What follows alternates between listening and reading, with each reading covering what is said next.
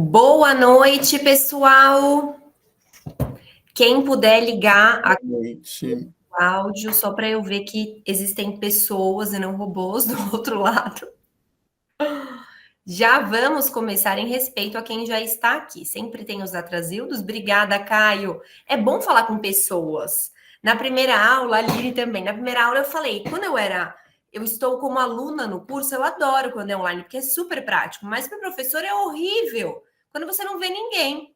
Então, assim, obrigada a quem liga a câmera. Deixa eu compartilhar a tela com vocês. Ah, não posso esquecer de pedir para vocês no chat, tem o comentário fixado para vocês confirmarem presença, tá? Todos estão me vendo e me ouvindo? Dê só um ok. Beleza.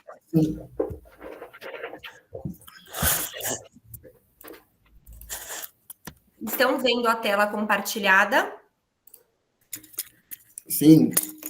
Último dia de curso.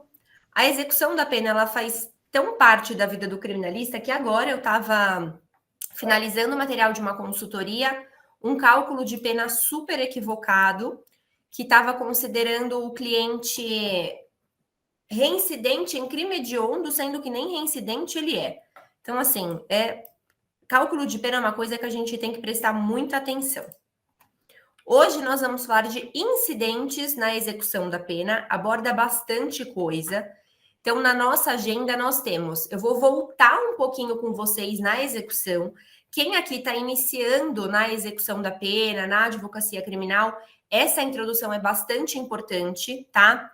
Então, eu vou fazer uma linha do tempo com vocês. A gente vai ver guia de recolhimento, o cálculo ou o roteiro de pena, né? Cada região fala aí de um jeito.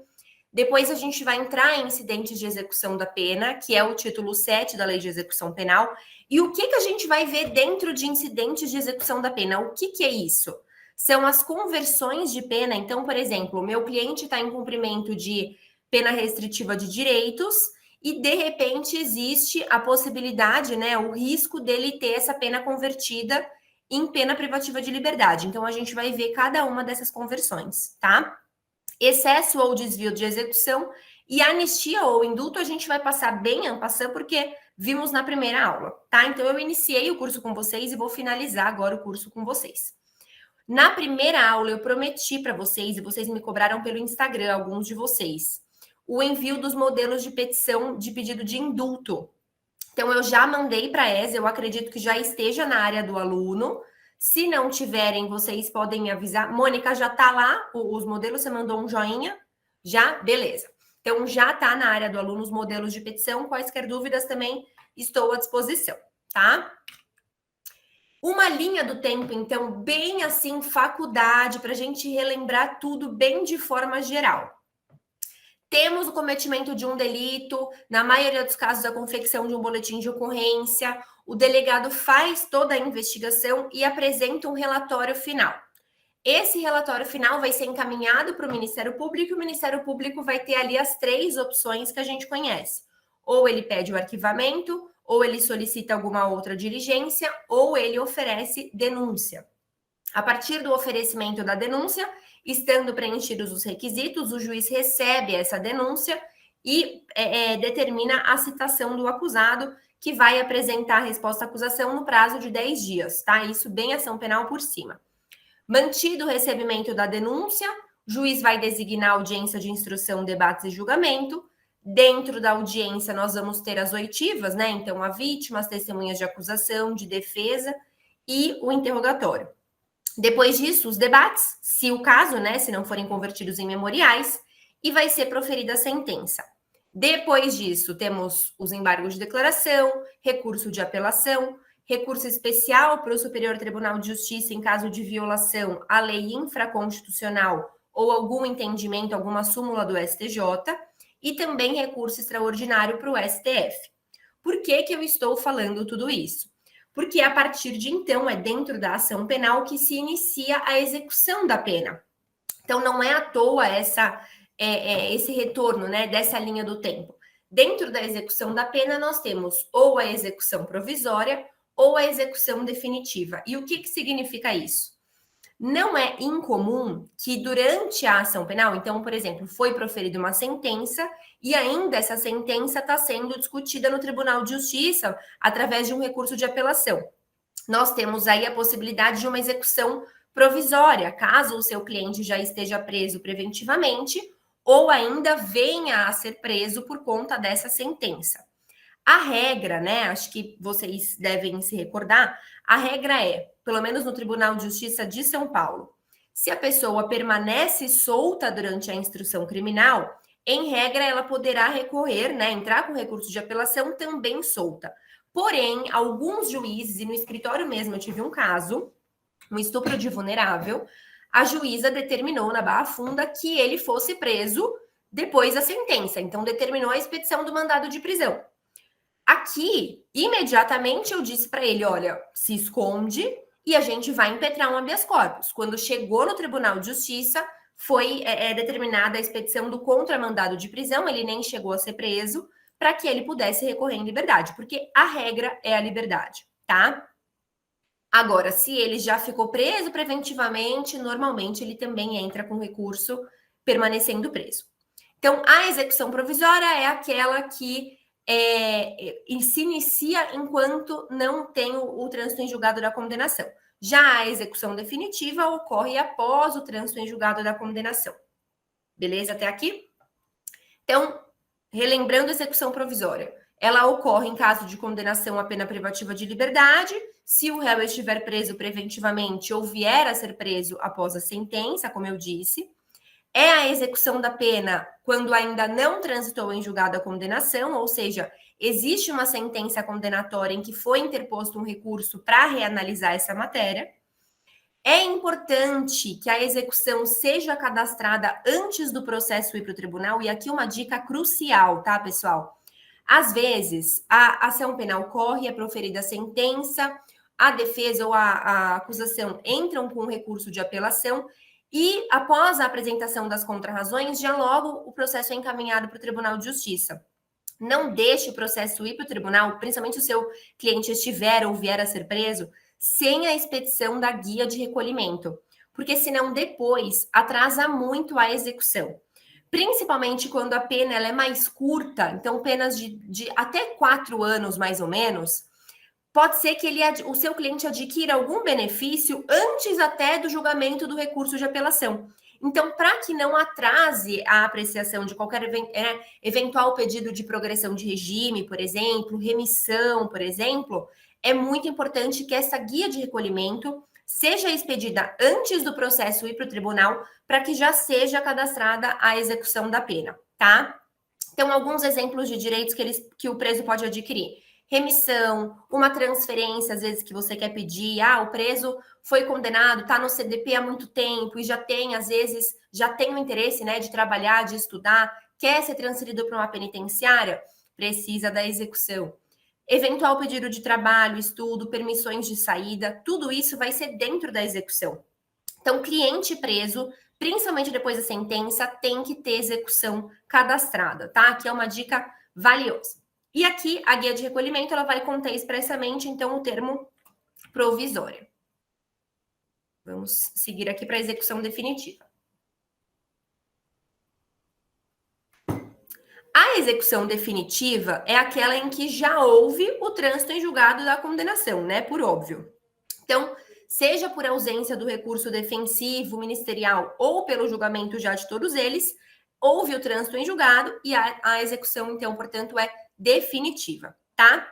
Se já tiver uma execução provisória, vai ser expedida uma nova guia de recolhimento com o aditamento da guia anterior e com o termo definitiva, tá? O que precisa ter? Aqui, gente, parece piada, né? Mas a resolução do CNJ fala que a guia de recolhimento ela deve ser expedida no prazo máximo de 5 dias.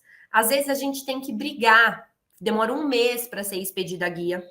Aí ela demora 1 mês para ser expedida. Quando ela chega na vara de execução criminal, ainda tem alguma coisa errada e você precisa pedir o aditamento dessa guia. Então, assim, é uma luta, às vezes, essa guia de recolhimento, e é um documento muito importante para a execução, porque é o principal, é o documento que vai iniciar. É a mesma coisa da denúncia, que vai iniciar, portanto, a ação penal. A guia de recolhimento, ela vai iniciar a execução penal, tá?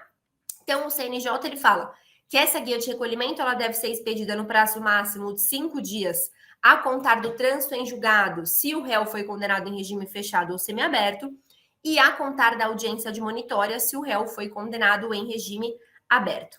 Prazo este, infelizmente, muitas vezes não cumprido. E aí, o que a gente faz? Habeas corpus, né? Início da execução da pena. Guia de recolhimento foi expedida. O que deve conter nela e quais documentos devem acompanhar essa guia, até para vocês saberem quando a vara de execução penal está enrolando para fazer esse cadastro, ou quando realmente o juízo de conhecimento errou em algum momento ali na guia ou no envio da documentação. A maior dificuldade do advogado, que atua em todo o Brasil, é porque, apesar da lei de execução penal ser federal, a organização interna muda muitas vezes. Até porque cada um tem a resolução. Então, por exemplo, aqui em São Paulo nós temos a resolução SAP 144 de 2010, que é crucial para quem atua em execução da pena. Em outros estados, as resoluções são diferentes e, portanto, os procedimentos são diferentes. Dentro de São Paulo, né, mesmo tendo a resolução SAP, de uma unidade para outra já muda. Então, vocês imaginem de um estado para o outro. Muita coisa muda, então a gente tem que ficar atento às resoluções locais, tá? Uma coisa que amamos é o fato de que as execuções físicas estão sendo digitalizadas.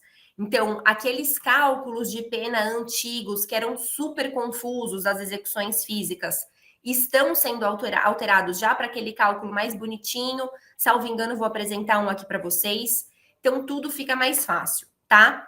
E a execução, acho que vocês sabem também, ela é una. Então, apesar de termos aí, vamos supor, o cliente tem 5 condenações, ele vai ter 5 guias de recolhimento expedidas, portanto, 5 execuções penais cadastradas, porém todas estarão apensadas em uma execução principal, que normalmente é a mais antiga, tá? Se alguém aqui está iniciando agora na advocacia criminal, principalmente em execução da pena, e eu estiver falando grego, por favor, pode me interromper e tirar as dúvidas, tá? Porque esse assunto é muito importante, é o início da execução penal, por isso eu faço questão de trazer essa introdução. Pronto, tem uma pergunta no chat. Tem, deixa eu ver. Gente, é muita tecnologia. Eu sou nova, eu reconheço, mas é difícil acompanhar tudo. Deixa eu ver aqui, peraí. Porém, gostaria de esclarecimento. Tá, vamos lá, Gabriel. Normalmente, se existe um habeas corpus, vai ser talvez um habeas corpus para o STJ, né, que você está falando. Se tem o trânsito em julgado, a execução da pena ela vai ser definitiva. Porém, isso não significa que não pode haver uma alteração no cumprimento dessa pena. É até, inclusive, o que a gente vai ver nos incidentes mais para frente, tá? Vamos supor, HC muito comum, tá, Gabriel? Muito comum mesmo isso. HC para o STJ, principalmente tráfico privilegiado. Então vou colocar um panorama bem geral, inclusive caso de escritório. 5 anos, regime inicial fechado. Estava cumprindo 2/5, não era pacote anticrime. Então, estava cumprindo, entrei com o HC para o STJ, a gente conseguiu uma redução para 1 ano e 8 meses em regime aberto, substituída a pena privativa de liberdade por restritiva de direitos. Então, assim, mudou completamente. Imediatamente, eu peguei o acórdão do HC do STJ, juntei na execução e exigi o cumprimento. Foi expedido ao alvará de soltura e o cliente agora está cumprindo pena restritiva de direitos. Então, sim, houve o trânsito em julgado, já é execução definitiva. Porém, isso não significa que não possa haver alteração em caso de, por exemplo, eventual revisão criminal. Não precisa nem ser um HC. Tá? Acho que consegui esclarecer, né? Beleza. Qualquer coisa você pode chamar aqui de novo. Então, voltando aqui, início da execução, guia de recolhimento e documentos. Deixa eu só ver o slide anterior se eu falei tudo. Considerações iniciais. O artigo 105 da LEP, ele fala o seguinte: transitada em julgada a sentença que aplicar a pena privativa de liberdade, se o réu estiver ou vier a ser preso, o juiz ordenará a expedição de guia de recolhimento para a execução. Ou seja, essa guia de recolhimento ela vai ser expedida pelo juízo de conhecimento e ela vai ser encaminhada ao juiz de execução. O que tem que ter nessa guia de recolhimento de acordo com a LEP? Porque às vezes a gente pega a guia e fala assim, ah, legal, a guia é assim. Tá, mas é assim por quê? Nós, advogados, precisamos saber que isso é determinação legal, tá? A LEP determina isso. Então, tem que ter o nome do condenado, a qualificação civil e o número do RG, a previsão de término da pena, a denúncia e a sentença condenatória, a certidão de trânsito em julgado, se já tiver ocorrido trânsito em julgado, se não for uma execução provisória, e outras peças reputadas indispensáveis. Por que é importante a gente saber o que deve ter na guia de recolhimento? Porque você economiza tempo se você perceber que a guia que foi expedida está errada. O que acontece? A guia expedida ela é encaminhada para o juiz de execução. Quando bate no juiz de execução e está faltando alguma coisa, volta como guia rejeitada, e aí você tem que ficar, às vezes, cobrando para ser expedida uma nova guia.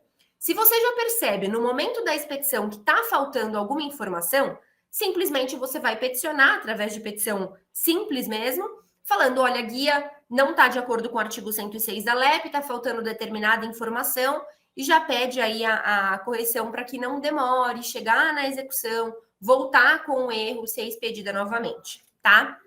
E temos mais exigências do CNJ.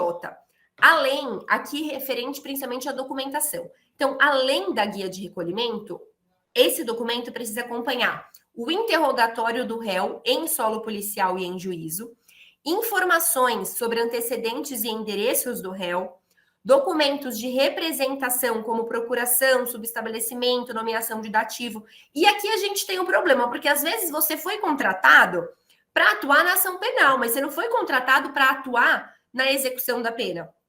E aqui a importância da sua procuração ter ali a referência, né? Que os poderes foram outorgados para você atuar no processo X, tá? Isso daqui é bastante importante. Cópias de mandado de prisão e alvará de soltura, dados do curador, né? Se o caso, informações sobre o estabelecimento prisional que o réu se encontra, decisão de pronúncia e certidão carcerária. Então, estes são documentos que, se houver, devem acompanhar a guia de recolhimento. Por favor, se vocês virem que tem dúvidas no chat, vocês me avisem, porque ele não fica aberto aqui para mim. Pronto, tem mais uma, então. Tem? Então, muito obrigada. Questão em caso.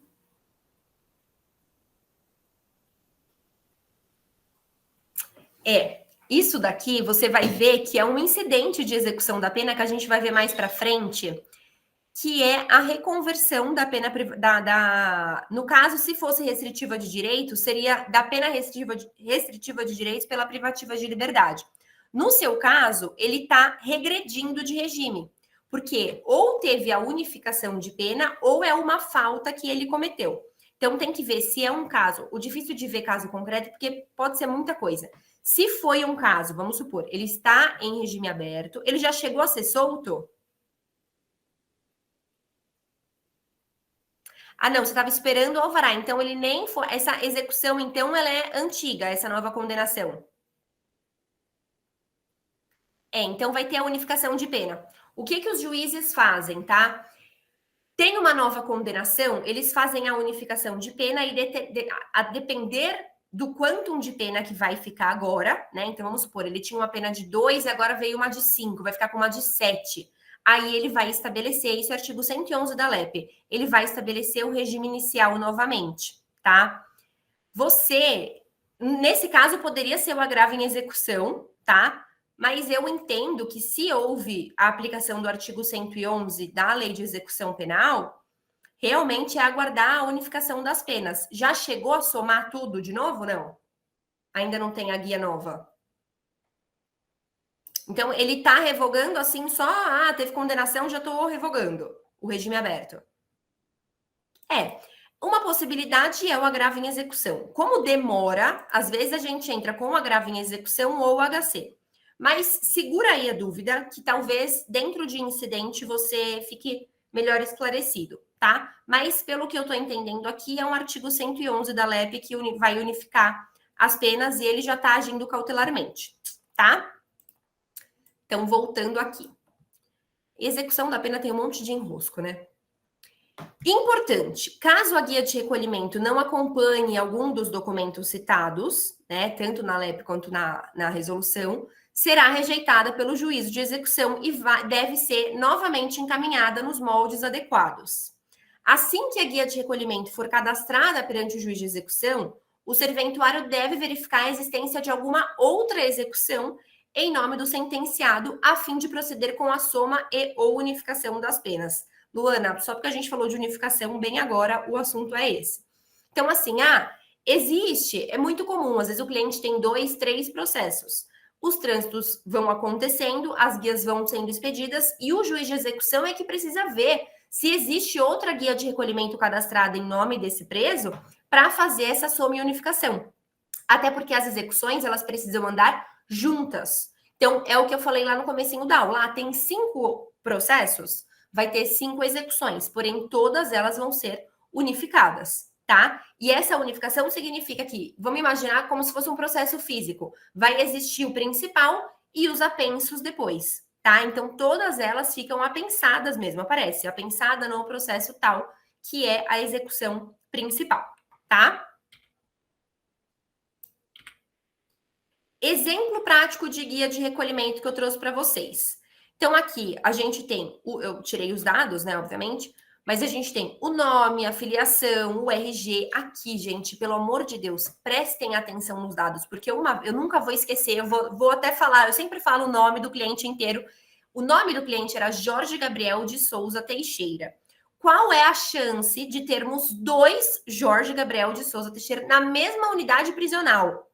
Assim, 0. Não é um nome comum, João da Silva. Não, é Jorge Gabriel.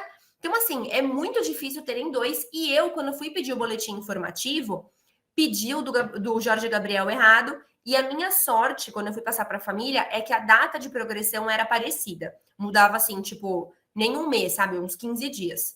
Porque senão, imagina, vamos supor que eu estava vendo o Jorge Gabriel que tem direito à progressão agora, mas o meu cliente é em 2026. Imagina você passar para a família uma informação errada dessa. Então, assim, dados do condenado, identificação do condenado é algo que você precisa olhar direitinho, tá? Início da execução. Então, como que acontece um exemplo prático das movimentações processuais? Não sei se para você está dando para enxergar, porque eu tive, para fazer caber no slide, tive que diminuir. Mas aparece aqui, guia de recolhimento provisória expedida.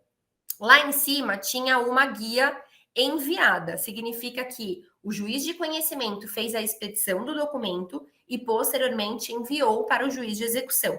Depois ela volta, ela pode vir como guia rejeitada, eu acho que eu coloquei aqui, ó, guia eletrônica rejeitada, e aqui ele coloca o motivo. A causa de diminuição prevista no artigo 33, parágrafo 4º da Lei de Drogas, não foi aplicada no caso específico, não sendo, portanto, necessária a sua capitulação no histórico das partes.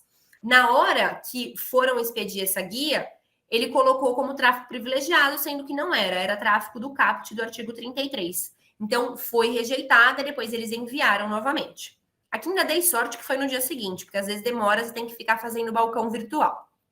O que acontece depois? Alguma dúvida até aqui? Deixa eu ver se no chat tem dúvidas. Não. O que acontece depois disso? Foi cadastrada a execução, os documentos principais vão estar nos autos com a guia de recolhimento e o advogado precisa peticionar juntando procuração, se a procuração já não foi juntada lá com os outros documentos, tá? O primeiro peticionamento que a gente faz, assim, 90% dos casos de execução, é pedir o cálculo de pena. E aí a gente vê, tem alguma execução para ser apensada, que o juiz não se atentou, precisa fazer um pedido de unificação, de soma, né, das penas, ou não, é só aquela. Faz o pedido de cálculo de pena, tá?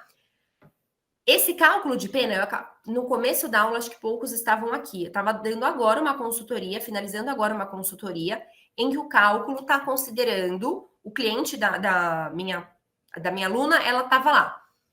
Tráfico de drogas, a condenação de agora. Cumpre 60% porque é reincidente específico em crime hediondo. Só que a condenação anterior dele não é tráfico, para ser reincidente específico, e nem é crime hediondo, porque é um roubo majorado pelo concurso de agentes. Então, na verdade, ele já cumpriu todo o roubo, ele tem que cumprir só 40% do tráfico. Esses 20% faz uma diferença que vocês não têm noção. Então, análise minuciosa, eu já vou mostrar para vocês. Então, todas as vezes que apresentar um cálculo de pena, né? Porque às vezes no curso da execução são apresentados alguns. Todas as vezes que o cálculo for atualizado, vai ser aberta a vista para a defesa e para o Ministério Público para verificar se pede ou homologação do cálculo ou retificação do cálculo. O que vocês precisam conferir no cálculo de pena?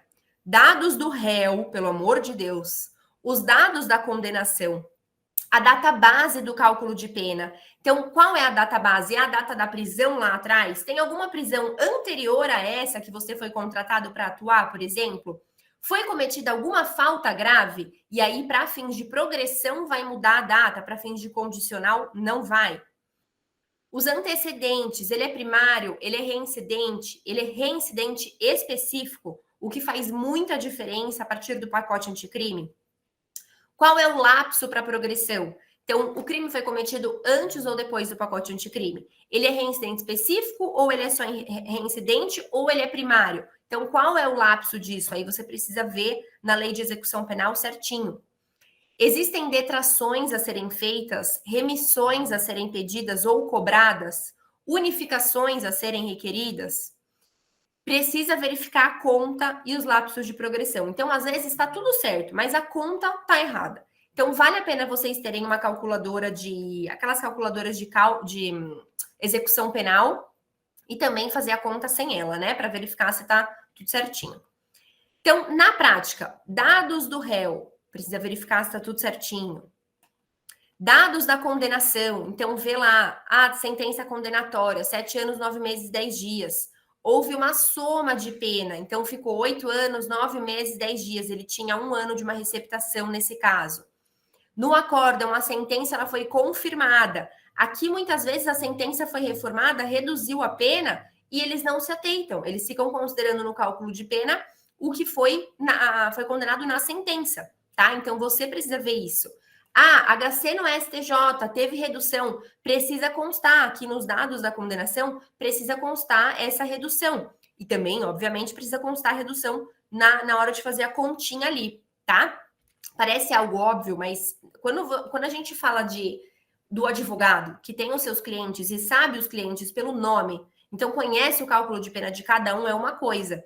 Agora, quando você fala de um serventuário dentro de uma vara de execução penal, semana passada eu fui no DECRIM Primeira Rádio ali na Barra Funda, eles estão com, não sei se agora ainda, né? Mas estavam com 11 funcionários a menos.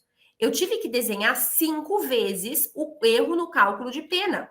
Então, assim, é algo, você consegue, eu consigo ter empatia, sabe? Ok, nossa, 11 funcionários a menos deve ser uma loucura tratar com tantos advogados. Mas, ao mesmo tempo, eu tenho empatia com o meu cliente também, que às vezes está no lapso de progressão e nem sabe, entendeu? Então, assim, cálculo de pena parece um negócio óbvio, mas não é, tá? Na prática, detração, você precisa ver direitinho essas datas, termo inicial, termo final. Foi preso em flagrante, não significa no termo final que às vezes ele foi solto. Neste caso, sim. Mas às vezes o termo final é só porque mudou. A prisão em flagrante virou preventiva. E aí ele, como vai mudar o nome da prisão, ele aparece como termo final. Mas você vê que aqui no termo inicial, novamente, vai ser a data, vai ser o dia seguinte desse termo final. Ou seja, ele permaneceu preso. É algo que precisa prestar atenção, tá? Então, sentença, acórdão, tudo isso vai gerar detração posteriormente. Na prática ainda, data base do cálculo de pena, de novo, é a data da prisão, é a data da falta. Antecedentes, precisa verificar, fica muito claro no cálculo de pena. Ele é reincidente? Não é. Nesse caso, nós tínhamos um erro. Aqui, vocês vão ver, repara aqui no lapso, ó, previsão para o benefício, 13 de agosto de 2024. Vocês vão ver daqui a pouco a redução que teve aqui. E qual foi o erro? Percebam que aqui na tipificação, eu mexo a seta. Vocês conseguem ver minha seta, né? Ai, que perfeito. Então, aqui na tipificação tá 157, parágrafo 2º, inciso 2 e 5, parte A, inciso 1. Ou seja, roubo majorado pelo concurso de agentes, restrição de liberdade da vítima e uso de arma de fogo. Antes do pacote anticrime, este tipo penal, majorado desta forma, não era hediondo. Depois do pacote anticrime, passou a ser hediondo. Aqui, eles estão considerando crime hediondo um crime que não era hediondo na época dos fatos. Então, aqui no cálculo de pena, não deve ser considerado hediondo também. Então, ao invés de 3/5, deveria constar 1/6. Olha a diferença. 3/5, a gente está falando da mesma coisa dos 60% do pacote anticrime. Então, assim, não é 3/5, é 1/6, porque na época que esse crime foi cometido, o crime não era hediondo ainda. Então, este cálculo está 100% equivocado, tá? Lapso para progressão, verificar a conta e os lapsos de progressão. Aqui eu trouxe, deixa eu ver se eu trouxe o modelo da petição, um pedacinho só da petição, em que eu exponho para o juiz de execução esse erro, tá? Então, aqui, se o cálculo de pena estiver equivocado, precisa peticionar apontando eventuais equívocos e requerendo a retificação do documento. Essa petição é petição simples, vou mostrar para vocês. Se o cálculo de pena estiver correto, você peticiona pedindo a homologação do cálculo de pena. Eu gosto de peticionar, tá, gente? Mas se você permanecer em silêncio, o juiz vai considerar que não tem nenhum erro e vai homologar de qualquer forma. Mas eu gosto de peticionar de qualquer forma. Em ambos os casos, o promotor de justiça também vai se manifestar e o juiz vai proferir a decisão. Às vezes, e é o que estava acontecendo na primeira RAGE, que eu tive que ir lá, que eu já desenhei esse processo 5 vezes, o juiz fala assim, a defesa está pedindo a retificação do cálculo de pena. O promotor de justiça não tá falando nada, assim, não está nem se opondo, nem concordando. Então, manifeste seu setor de cálculo sobre eventual erro no cálculo. Aí, o setor de cálculo fala que o cálculo está certo. E aí, eu tenho que desenhar de novo. Então, assim, quando é esse tipo de decisão, demora muito. É melhor você despachar com o juiz. Dessa decisão, assim como de qualquer outra decisão proferida pelo juiz de execução, cabe, então, agravo em execução, tá? Com a homologação do cálculo, se tiver tudo certinho, o advogado vai acompanhar os lapsos, né? Ou eventuais pedidos que antecipem o lapso, como a remissão. Essa é a principal função do advogado na execução da pena, acompanhar o cumprimento da pena do cliente. Pedido de retificação. Esse daqui também, se vocês quiserem, eu até posso colocar o modelo no ESAGE, mas eu sei que no ESAGE, não mandar para o ESA, mas eu sei que aqui vocês conseguem também acessar porque a aula fica gravada. Então, sendo assim, após a expedição da guia de recolhimento provisória e distribuição da presente execução provisória, foi juntada aos autos cálculo de pena, o qual fez constar para a progressão de regime a fração de 3/5, considerando a reincidência do sentenciado e o advento da lei do pacote anticrime, a qual inseriu o roubo circunstanciado pelo emprego de arma de fogo e restrição de liberdade da vítima e qualificado pelo resultado lesão corporal grave ou morte no rol dos delitos hediondos. Então, o cálculo de pena considerou isso.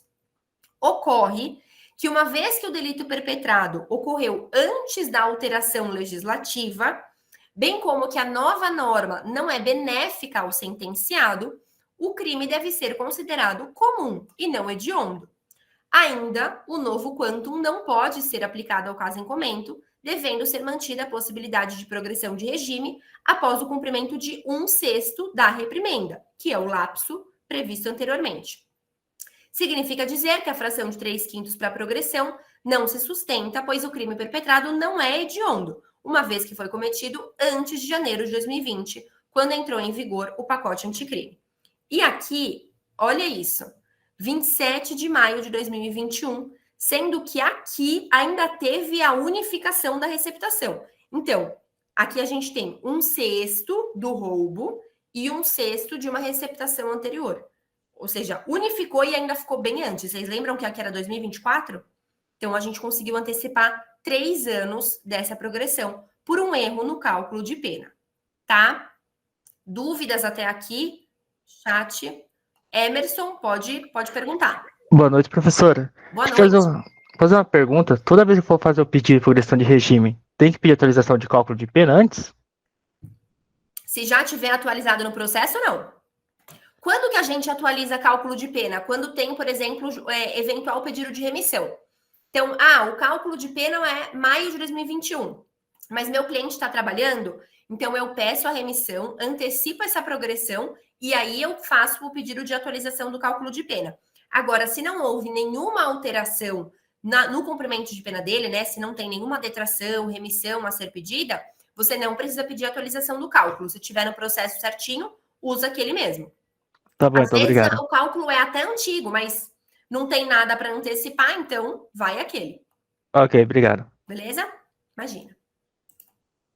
Então, sobre cálculo de pena, tudo bem até aqui? Sem dúvidas mais? Beleza.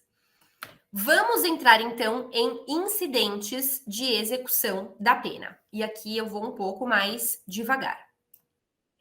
O que são incidentes de execução da pena? São eventos ou situações que podem surgir durante o cumprimento de uma pena criminal por parte de um condenado. Então, são situações que surgem ali e você precisa que seja solucionado imediatamente, tá? São questões colaterais ao curso normal do processo de execução. Questões que refletem na quantidade, qualidade ou modo em que a pena está sendo cumprida. O Nucci, no livro dele de 2023, ele fala: os incidentes processuais são as questões e os procedimentos secundários que incidem sobre o procedimento principal, merecendo solução antes da decisão da causa ser proferida. No caso da execução, a gente está correndo em busca do quê? Ou de eventual decreto de indulto, que extingua a punibilidade antes, né? Então, de alguma causa extintiva de punibilidade, ou do término de cumprimento da pena. Então, esses incidentes são situações em que não necessariamente surja um apenso, tá? E aí a gente não pode confundir incidente com apenso na execução. Mas vai gerar uma causa que precisa ser decidida imediatamente, tá? Vocês vão entender melhor. Então, quando a gente fala de incidente de execução de pena, nós estamos falando de conversões, e aí de uma pena privativa de liberdade em uma pena restritiva de direitos, por exemplo, ou de uma pena restritiva de direitos em uma pena privativa de liberdade. Então, vamos supor, na primeira conversão, né, da PPL pela PRD, ela pode acontecer na própria sentença. Então, por exemplo, uma pena de 2 anos que foi convertida em pena restritiva de direitos. Então, ele vai prestar ele foi condenado, por exemplo, a uma prestação pecuniária, a uma prestação de serviço à comunidade.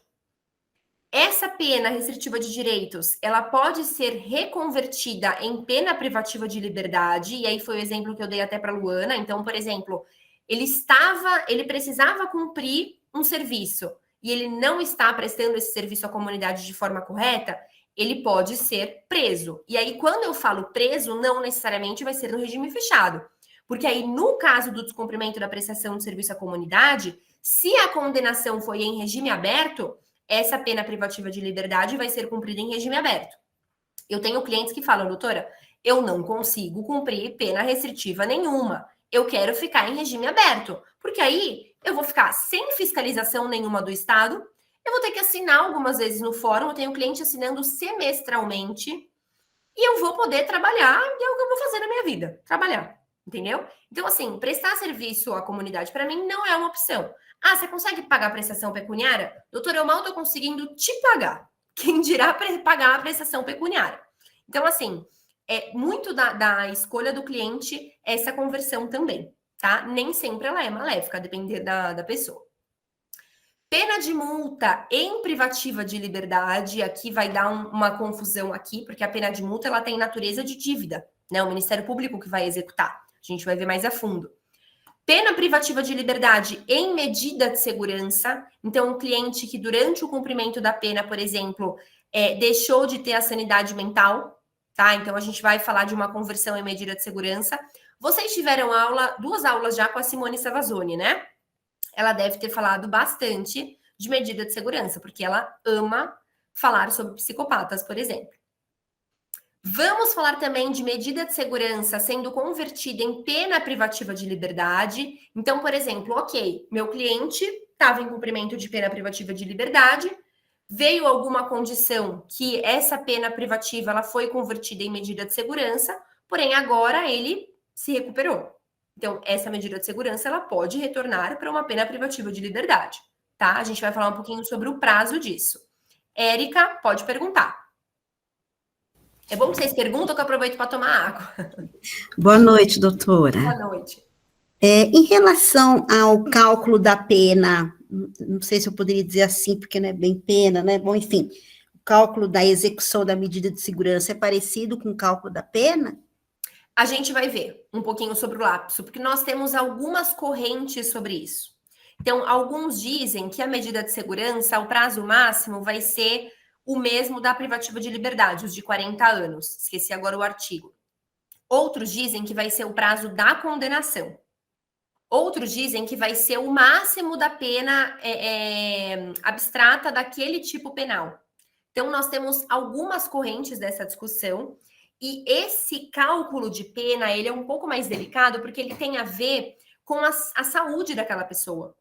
Então, nós temos aquele caso Champinha, que a Simone fala com muito mais propriedade, mas eu sempre dou o exemplo. Ele teve um cumprimento da pena, ele ficou internado, porém, posteriormente, ele foi interditado, porque entendem que a saúde mental dele era uma questão de saúde pública, tá? Então, às vezes, o caso não é direito penal, é uma questão de saúde pública e essa pessoa vai ser interditada.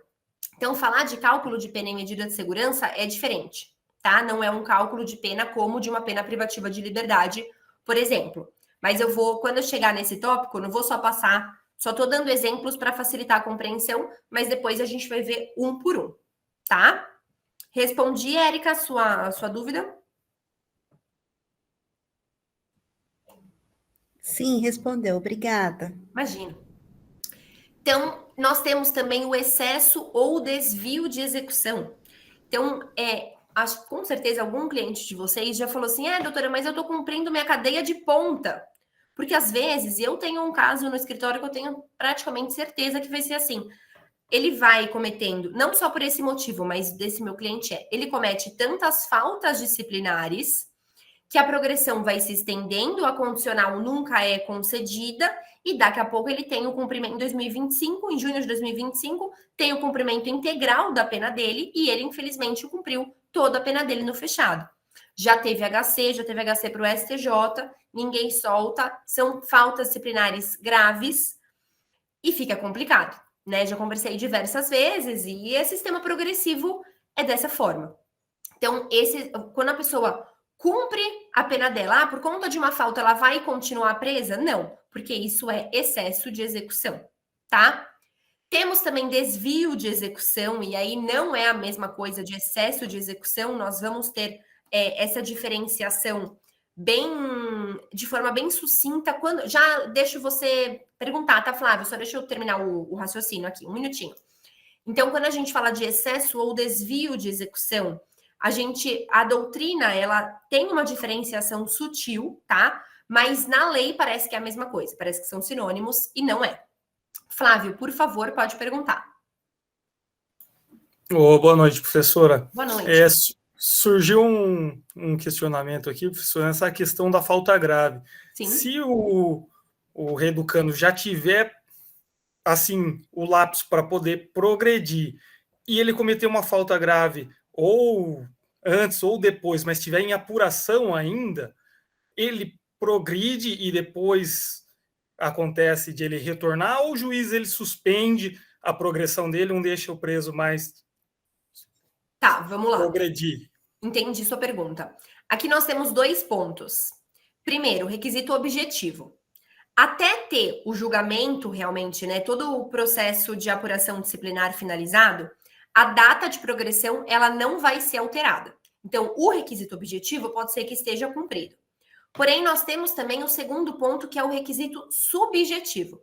E esse requisito subjetivo, para você conseguir um atestado de comportamento carcerário na unidade prisional com um bom comportamento, você não pode ter essa falta em andamento.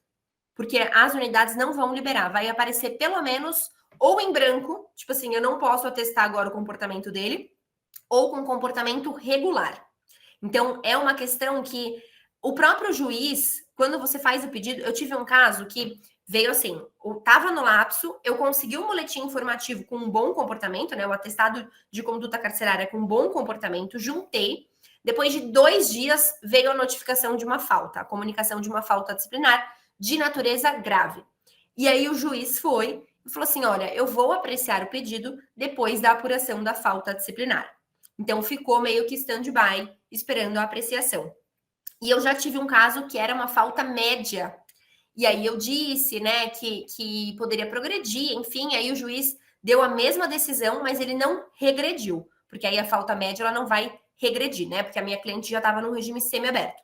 Não regrediu, mas também não progrediu. Estamos, inclusive, até hoje, aguardando a apuração dessa falta disciplinar de natureza média. Se a gente conseguir desclassificar para uma falta leve, ela já vai ter direito a progressão de regime, porque já passou os 3 meses de comportamento regular. Agora, se foi falta média, a gente tem que esperar mais um pouquinho, porque o atestado de comportamento não vai vir com um bom comportamento. Tá? Sanei sua dúvida, Flávio? Sim, obrigado, professor. Imagina. Mais alguma dúvida de cálculo de pena? Não deixem passar, porque senão depois, quando eu for falar de conversão, vai ficar confuso. Deixa eu ver o chat. Beleza. Então, excesso ou desvio de execução, a gente já vê a diferença desses dois institutos, e temos também anistia ou indulto, que é o que a gente viu bastante na primeira aula. Conversões. Eu adoro falar de conversões. Porque é algo assim que quando acontece, principalmente a positiva, né? A negativa não. A negativa a gente não quer nem que exista. Mas a conversão positiva é algo que quando acontece o cliente fica muito feliz. Então vamos lá. Conversão positiva, artigo 180 da Lei de Execução Penal. Nós temos a pena privativa de liberdade não superior a 2 anos poderá ser convertida em restritiva de direitos desde que o condenado já esteja cumprindo pena em regime aberto, tenha sido cumprido pelo menos 1/4 da pena, os antecedentes e a personalidade do condenado indiquem ser a conversão recomendável. E aí, aqui nós temos os requisitos, então, objetivos. Nós temos algumas discussões sobre isso. Eu até trouxe o NUT aqui para vocês, tá? Quando a gente fala de pena privativa de liberdade não superior a 2 anos, nós podemos ter 2 interpretações. Primeiro, o legislador ele não deixou claro se a pena de 2 anos ela deve ser fixada na sentença condenatória ou se pode ser um montante de pena, por exemplo, que falta cumprir. Então, entendemos como advogados de defesa que a interpretação deve sempre favorecer o réu. Então, se a gente está falando de uma pena, uma condenação de 2 anos, provavelmente essa pena privativa de liberdade já foi convertida em restritiva de direitos na sentença. Então, nós não estamos falando de um incidente na execução penal. Nós estamos falando de uma execução à pena restritiva de direitos, tá? O que é diferente. Então, aqui já houve essa conversão na sentença da PPL pela PRD. Então, é quando o juiz, por exemplo, ele fala assim, condeno o réu a 1 ano e 6 meses em regime aberto, substituída a pena privativa de liberdade pela restritiva de direitos. Ou em regime semiaberto também pode ter essa substituição, tá?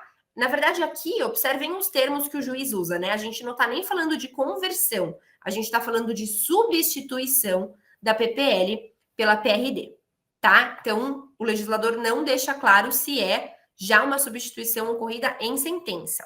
Porém, como nós precisamos fazer uma interpretação benéfica, a gente pode considerar que esses 2 anos pode ser de uma pena que falta cumprir. Então, um exemplo aqui para vocês. O fulano de tal foi condenado a uma pena de 6 anos de reclusão em regime inicial fechado, foi progredido para o regime semiaberto, e quando ele atinge uma pena remanescente de 2 anos, estando em regime aberto, ele poderia fazer jus ao benefício, tá? Então, é um cara que foi condenado a 6 anos em regime fechado, ele estaria em regime aberto, já cumprindo 2 anos, já cumpriu 1/4 da pena, e ele pode ter a substituição da PPL pela PRD. Só que aqui a gente tem aquela questão que eu falei para vocês agora há pouco. O cliente, ele não quer prestar nada. Pelo menos a maioria dos meus, eles não querem fazer nada. Se tiver regime aberto, é melhor. Eles só preferem regime aberto a condicional, porque condicional não é cumprimento de pena, e se for preso de novo, vai voltar todo o tempo de condicional. Mas assim, pena restritiva de direitos, eles têm medo de cumprir. Porque eles não têm dinheiro para pagar a prestação pecuniária, eles têm medo de faltar no trabalho para fazer a prestação de serviço à comunidade, enfim. Então, esse benefício nem sempre é um benefício, tá? Segundo requisito objetivo, cumprimento em regime aberto. Então, o sentenciado já deve estar em liberdade. Cumprimento de, no mínimo, 1/4 da pena. Aqui é outro ponto que a gente tem dupla interpretação.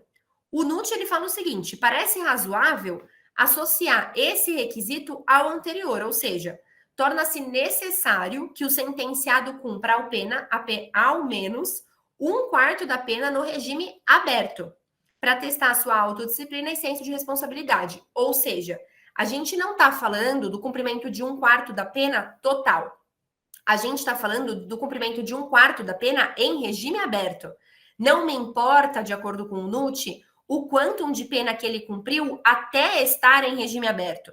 Então, não importa se ele cumpriu 2/3 da pena em regime fechado e semiaberto, e agora ele vai já fazer direito à substituição da pena. Não, ele tem que cumprir pelo menos 1/4 no regime aberto. Eu acho que isso é uma interpretação maléfica, mas isso são palavras de Guilherme de Souza, NUT. Dúvidas até aqui? Requisitos subjetivos. Análise de antecedentes e análise de personalidade. E assim, o quão subjetivo são esses requisitos, né? Análise de antecedentes, até tudo bem. Ele vai verificar os processos, né? As condenações anteriores, vão ver se são dolosos, se são graves, se seria suficiente essa conversão da PPL em PRD, e ok. Mas você falar de análise de personalidade é algo muito difícil de atestar. Quando a gente fala, inclusive, de exame criminológico, e foi nesse curso de execução da pena que a Simone falou de exame criminológico, ou foi no anterior? Foi nesse, doutora. Foi nesse? Perfeito. Sim. Então, quando a gente fala de exame criminológico, eu tenho uma crítica muito grande a esse exame. Porque, assim, o exame criminológico que eu idealizo é aquele do início da execução da pena, me fugiu agora o artigo, em que ele fala, o preso, quando ele chega na unidade prisional, ele precisa passar por um exame criminológico, para ele verificar para qual cela ele vai, para qual raio ele vai, para qual unidade ele deve ser encaminhado, às vezes, qual foi o crime que ele cometeu. Esse exame criminológico inicial, que não é feito hoje em dia, é sim um exame criminológico que visa a ressocialização daquela pessoa. É a individualização da pena. Agora, esse exame criminológico que agora seria obrigatório, né, e pela impossibilidade de ser obrigatório, nem os juízes de execução estão aplicando de forma obrigatória, mas esse que agora é obrigatório, aquele para fins de progressão de regime, ele é muito complicado de ser feito. Porque o preso ele passa por uma entrevista de 10 minutos com uma psicóloga, de 10 minutos com uma assistente social, e essas profissionais precisam ter capacidade de atestar se a pessoa vai voltar a delinquir ou não. Isso é muito sério, isso é muito grave, isso é desumano com esses profissionais. Que aí o que eles colocam no documento? Olha, eu não tenho condições técnicas para atestar o que você quer que eu ateste, se ele vai voltar a delinquir ou não. Na verdade, esse exame criminológico, ele não visa a ressocialização do preso, ele visa a proteção à sociedade, do tipo, posso soltar essa pessoa? Vocês percebem? Então, assim, essa é a minha crítica. E aqui, quando a gente fala de análise de personalidade, a gente está falando de uma análise que também deveria ser feita quando o cara é preso. Lá atrás, através da comissão técnica de classificação, que também não acontece. Então, como que o juiz de execução, que está no fórum, muitas vezes nem no fórum, está em home office, vai atestar, analisar a personalidade do preso? Se nem o diretor da unidade prisional faz isso quando ele chega lá, ou a psicóloga, a assistente social conseguem fazer isso para fazer um exame criminológico para fins de progressão.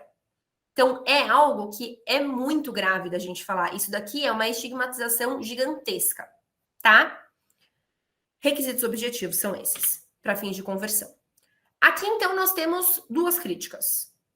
Se a pena é menor de 2 anos, possivelmente ele já foi beneficiado na sentença, e aí é o que nós falamos até agora.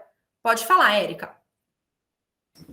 Doutora, em relação à sua crítica ao exame criminológico, deixa eu só ver se eu entendi.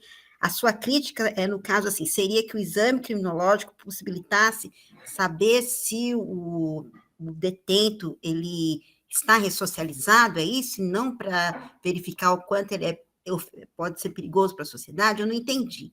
Na verdade, assim, qual é o objetivo da pena? Qual é a função da pena? Tem várias, né? Mas a função principal da pena seria a ressocializadora.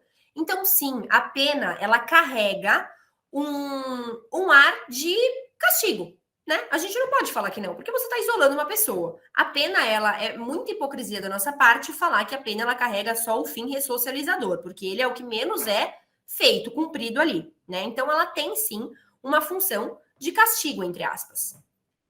Agora, o exame criminológico, qual é a função dele? O advogado, ele faz um pedido de progressão.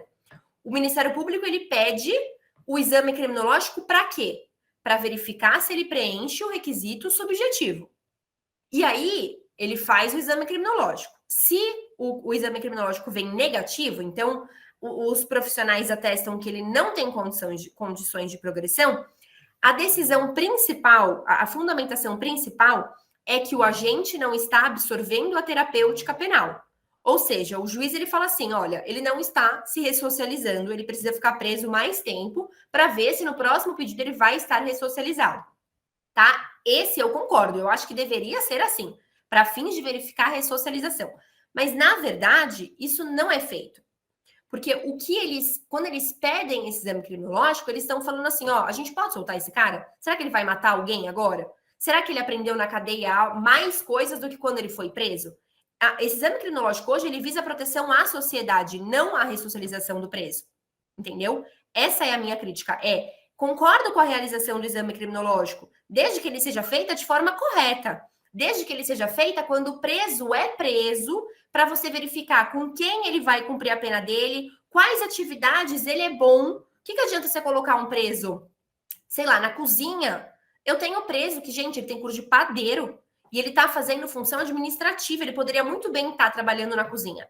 E aí entendo que é muito difícil fazer toda a organização dos presos, a própria sociedade fala, preso que tinha que trabalhar, minha família inteira fala, preso tinha que trabalhar, e eu falo, eu concordo, nossa, eu queria tanto que eles conseguissem, porque é o que eles querem. Então, a crítica é essa, o exame criminológico, ele tem que ser feito, só que da forma correta, não da forma que ele é feito hoje, porque ele não atesta nada, ele não verifica nada, e também não estou ocupando assistente social e psicóloga, porque acho que tem acho que uma psicóloga para sei lá quantas unidades. Como que ela vai trabalhar? Não dá, entendeu? Então, essa é a minha crítica. Ficaria horas falando só de exame criminológico. Ai, deu para entender, Érica? Sim, entendi. Muito obrigada. Imagina. Exame criminológico é um negócio que, olha, eu falo até babá se deixar.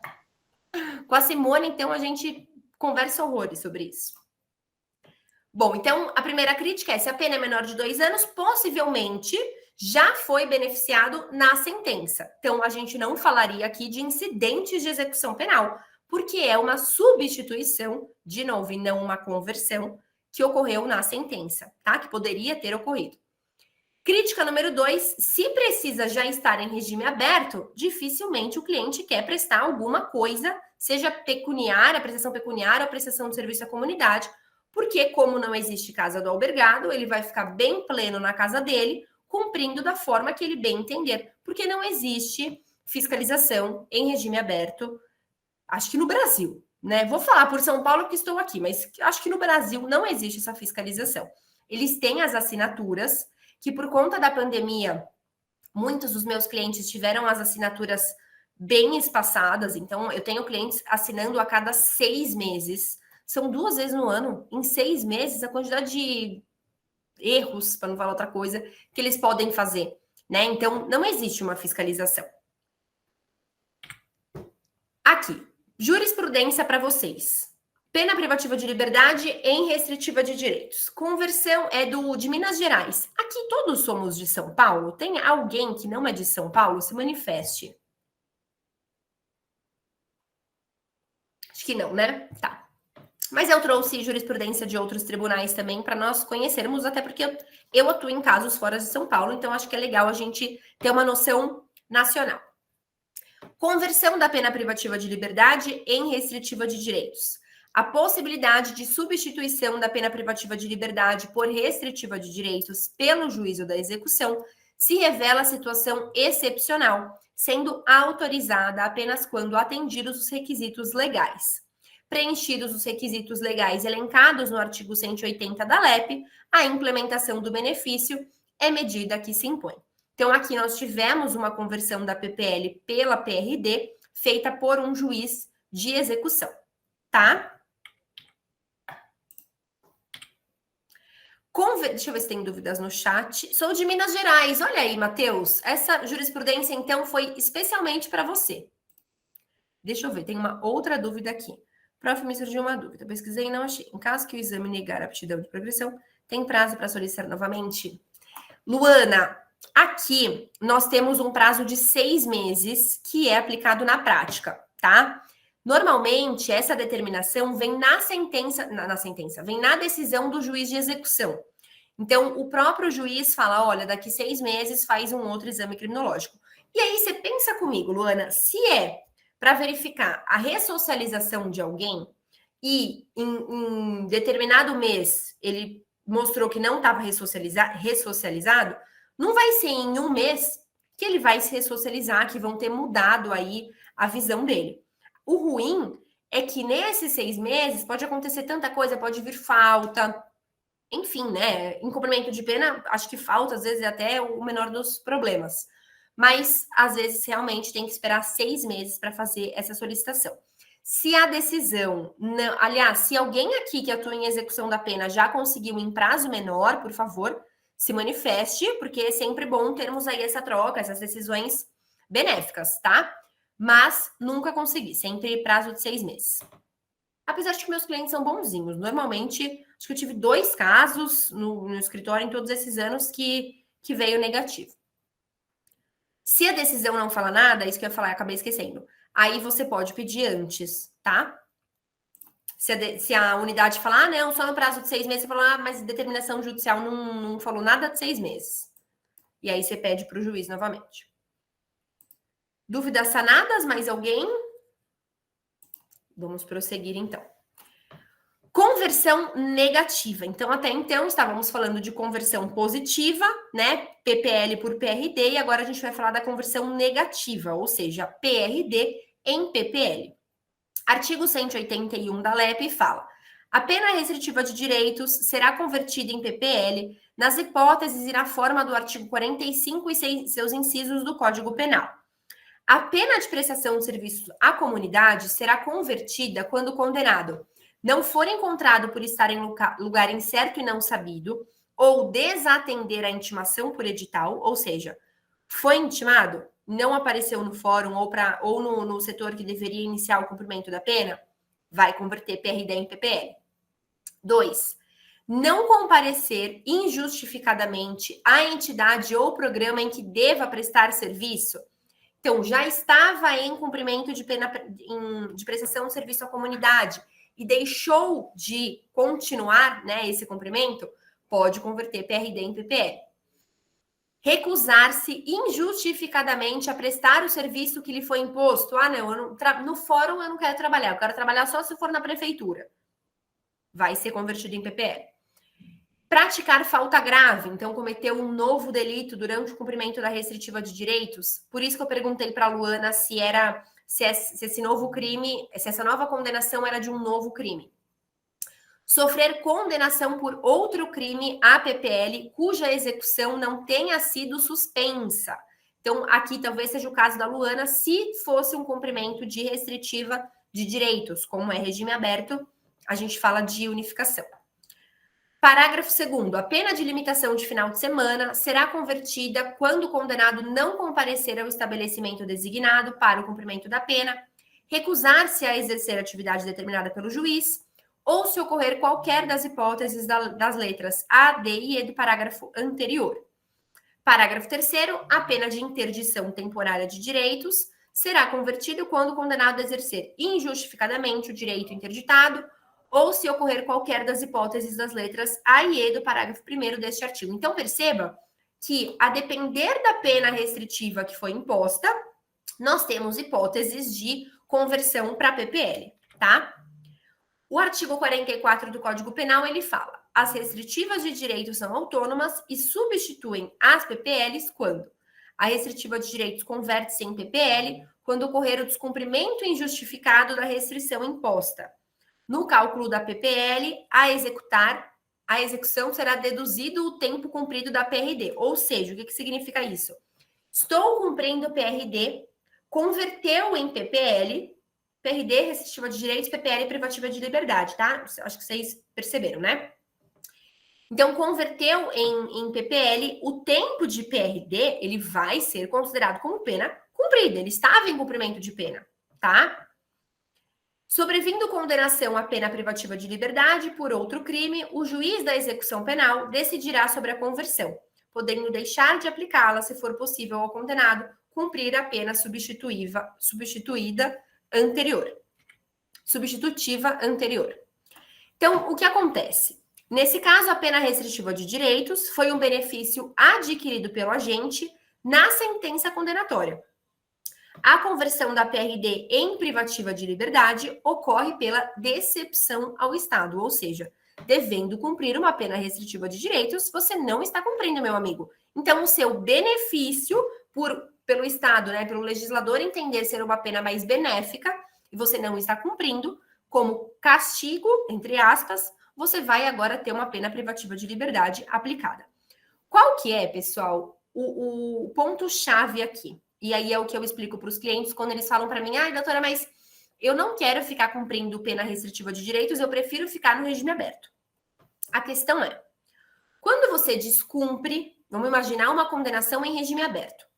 Quando você descumpre uma pena restritiva de direitos e descumpre essa pena restritiva de direitos, a sua pena restritiva vai ser convertida em uma PPL em regime aberto, porque é o caso da sua condenação.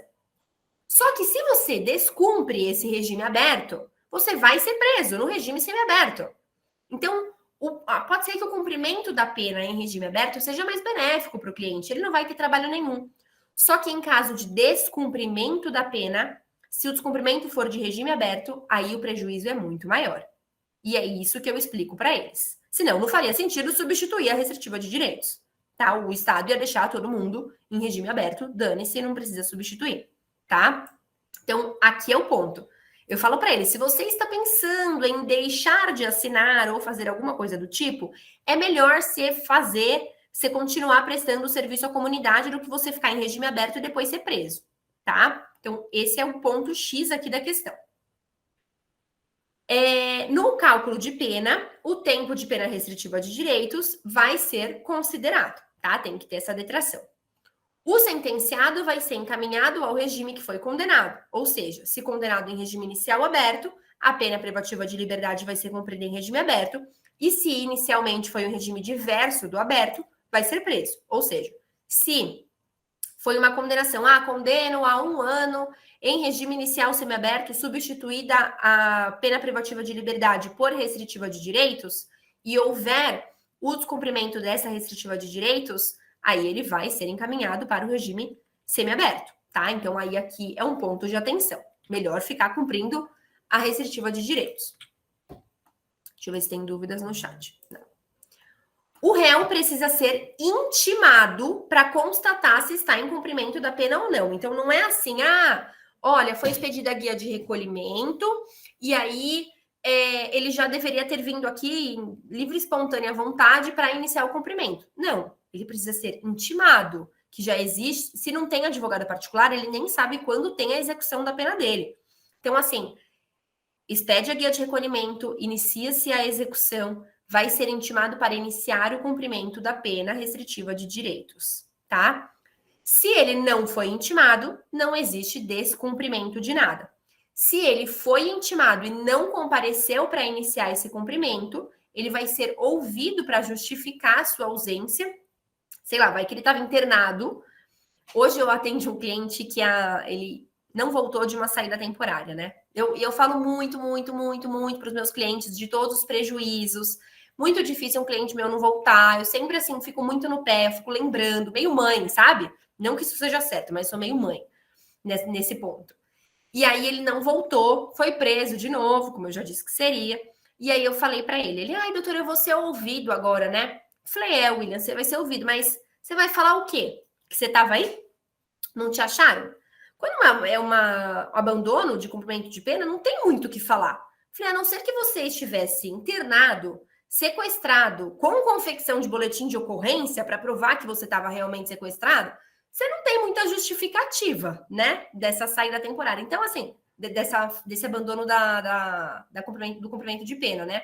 Então, você não precisa nem ter pressa para a sua oitiva. Pode ficar tranquilo que agora você vai demorar um pouco para sair.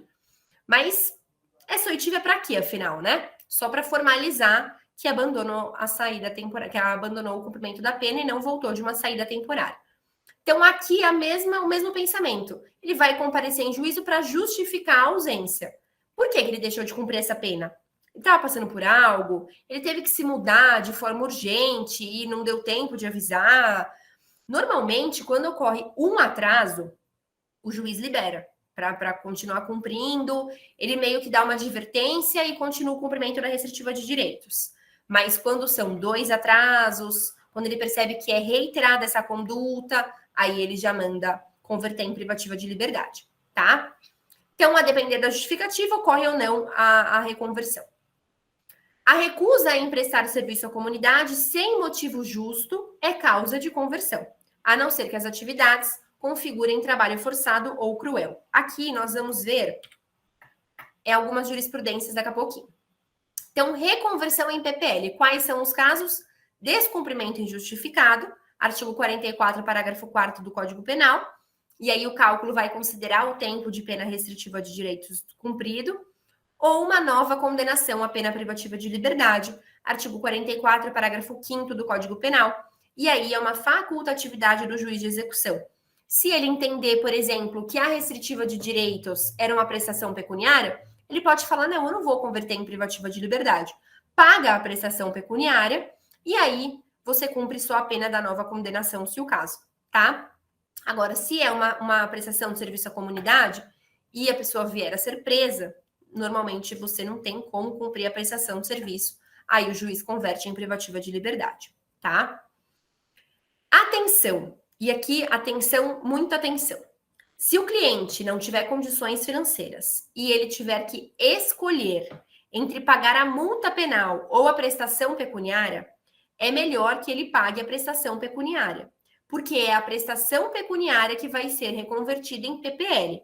E se a PPL for em regime semiaberto, ele vai ser preso em regime semiaberto diante do não pagamento dessa prestação, tá? Então, aqui é um ponto muito importante. A pena de multa não. A pena de multa ela é uma dívida, a gente já vai ver, ela vai ser executada pelo Ministério Público, e aí, se tiver dinheiro na conta, pode bloquear, se tiver carro no nome, pode bloquear, como qualquer outra dívida. Não vai ser preso por conta disso. Porém, prestação pecuniária é cumprimento de pena, e cumprimento de pena deve ser cumprido. Frase péssima, né? O cumprimento de pena deve ser respeitado, sob pena de você ter aí a PRD convertida em PPL. Jurisprudência. Agravo em execução penal, decisão que diante do... Aqui, TJ de São Paulo.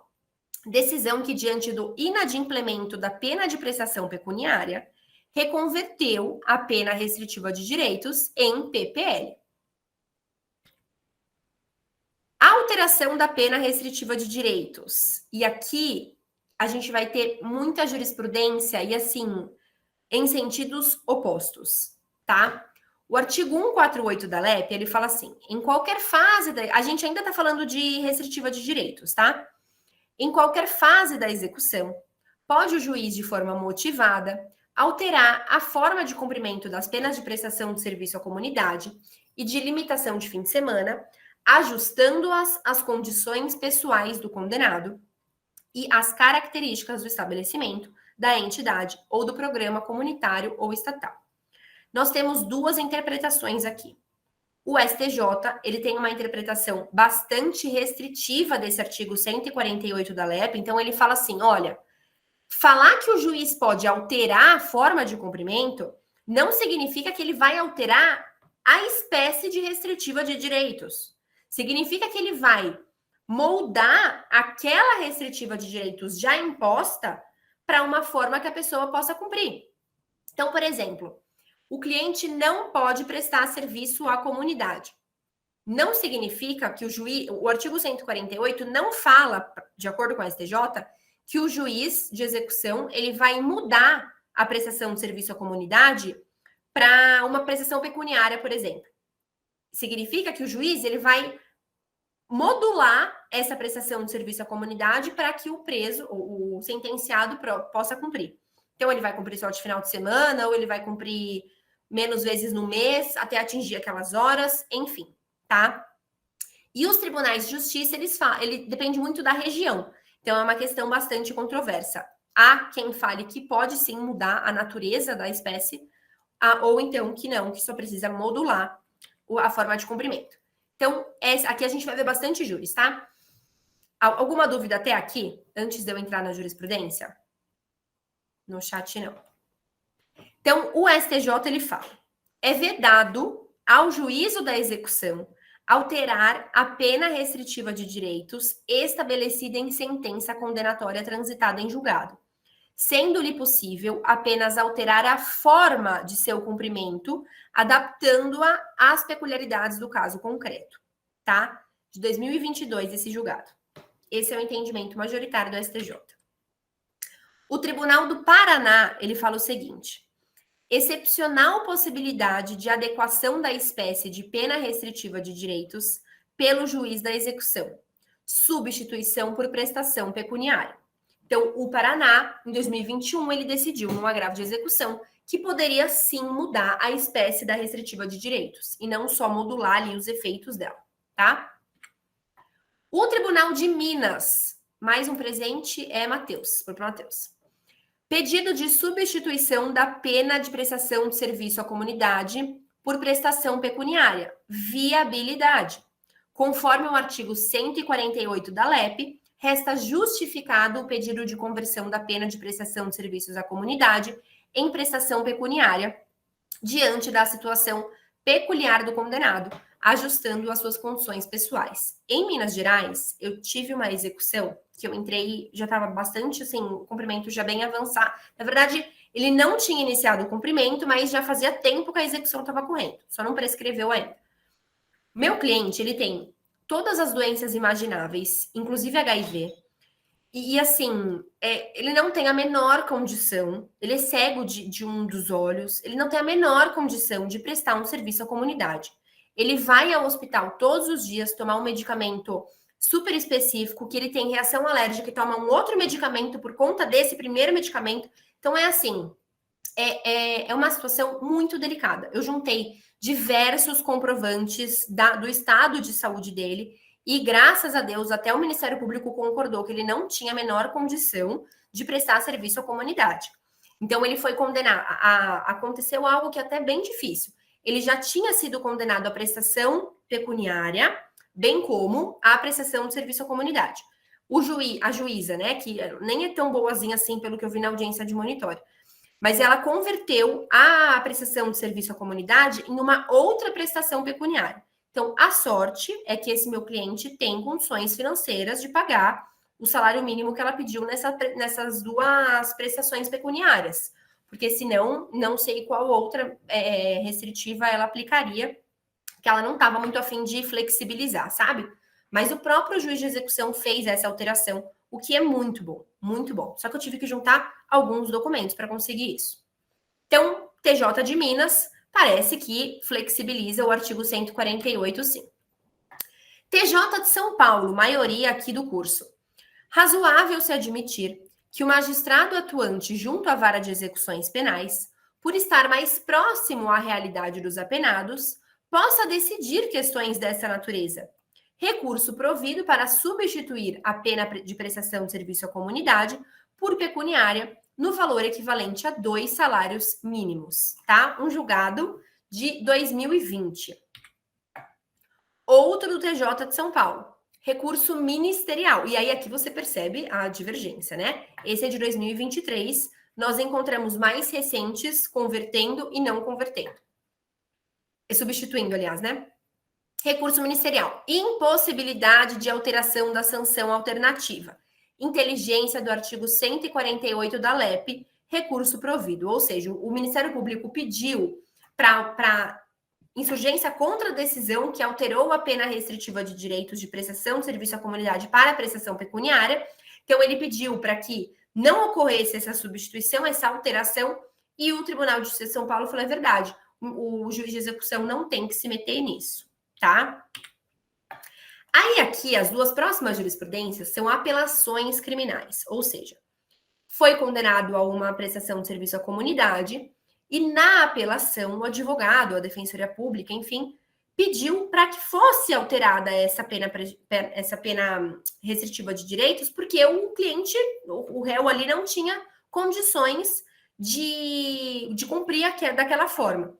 E aí, nos dois julgados, foi decidido o seguinte, tanto no TJ de São Paulo quanto no Mato Grosso do Sul. Não é permitido ao acusado optar pela forma como irá cumprir a pena alternativa e eventual impossibilidade deve ser dirigida ao juiz de execução. TJ do Mato Grosso do Sul. Na forma estabelecida pela Lei de Execução Penal, transitada em julgado a sentença que aplicou a pena restritiva de direitos, o juiz da execução penal promoverá a execução, podendo alterar motivadamente a forma de cumprimento da pena pela prestação de serviço à comunidade, ajustando-as às condições pessoais do condenado. Ou seja, o Tribunal de Justiça, dentro de um recurso de apelação, ele fala assim, não, mas não é agora que eu vou decidir isso. Quem tem que decidir isso é o juiz de execução. E aí, se você for recorrer, é através do agravo em execução. Beleza? Até aqui, tudo bem? Dúvidas? Não. A Luana falou não. Eu tinha que responder algo para você, Luana. Agora que eu vi o chat, você falou não. Ah, tá. Perfeito. Das dúvidas. Pena de multa em pena privativa de liberdade. Se o cliente não pagar a multa diferente da prestação pecuniária, ele não vai ser preso, tá? De acordo com o artigo 51 do Código Penal, se foi imposta uma pena de multa e o sentenciado não efetuou o recolhimento, cabe ao Ministério Público buscar as vias para receber essa quantia. Então, a multa, ela tem um caráter de dívida de valor, não tem um caráter penal, e o Ministério Público é quem vai fazer a execução dessa pena. Então, dessa multa. Então, aqui, quando a gente fala de multa versus prestação pecuniária, eu quero frisar muito isso. A prestação pecuniária, ela vai ser executada, ela é, na verdade, uma pena restritiva de direitos. Então, vai ser expedida uma guia, vai ter a autuação de uma execução, vai ter a intimação por pagamento. Já a pena de multa, ela é a condenação em dias multa destinada ao fundo penitenciário, de acordo com o artigo 49 do Código Penal. Então, nós temos um limite de 10 a 360 dias multa, vai ser 1/30 a 5 vezes o valor do salário mínimo à época dos fatos. Então, em 2024, nós temos 10 dias multa no piso, um dia multa seria R$ 47,06, 10 dias multa, R$ 470,60. Este valor vai ser executado pelo Ministério Público. Tá? Não vai ser convertido em pena privativa de liberdade. O artigo 164 da LEP, ele fala, extraída a certidão da sentença condenatória com trânsito em julgado, que valerá como título executivo judicial, o MP requererá em autos apartados a citação do condenado para, no prazo de 10 dias, pagar o valor da multa ou nomear bens à penhora. Então, nós temos uma competência ministerial, uma execução autônoma, a necessidade de citação para proceder ao pagamento ou nomear bens à penhora comum. Eu não atuo, mas imagino que seja igual execução civil mesmo, tá?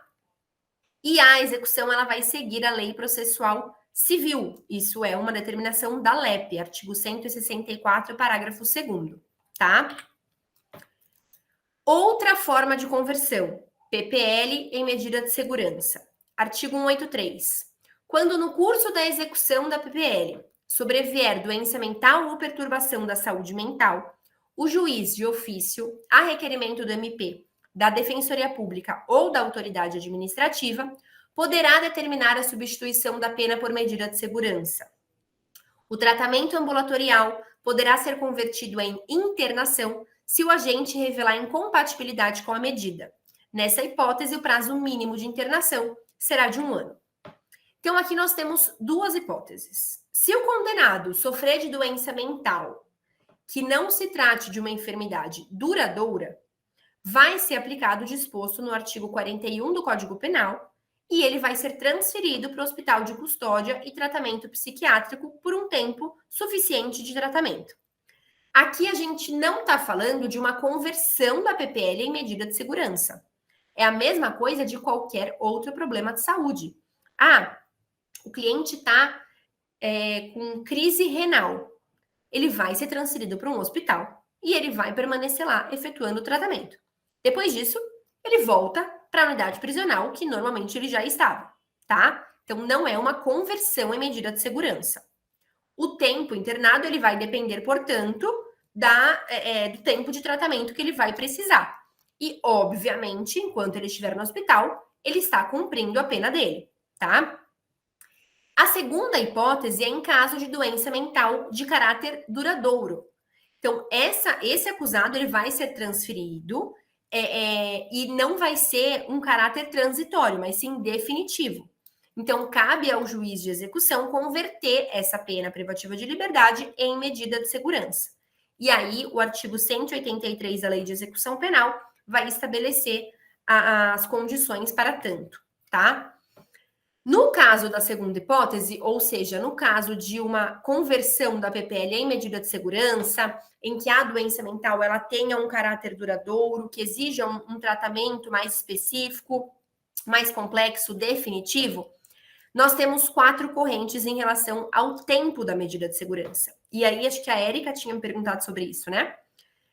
Uns dizem que, de acordo com o artigo 97 do Código Penal, vai ter duração indefinida. É a menor corrente. Outros dizem que tem a mesma duração da pena privativa de liberdade. Então, se ele foi condenado a 5 anos, a medida de segurança vai ter o prazo de 5 anos. Outros dizem que essa medida de segurança vai ter duração máxima de 40 anos, nos termos do artigo 75 do Código Penal, que antes era 30, agora 40 anos, o máximo que a pessoa pode permanecer presa. E uma quarta corrente é de que essa medida de segurança vai ter duração do máximo em abstrato previsto como pena para o delito que deu origem à medida de segurança. Então, não o tempo, para vocês não confundirem, a segunda corrente é o tempo da pena que ele foi condenado. A quarta corrente é o tempo, ele considera a pena máxima em abstrata do tipo penal, tá?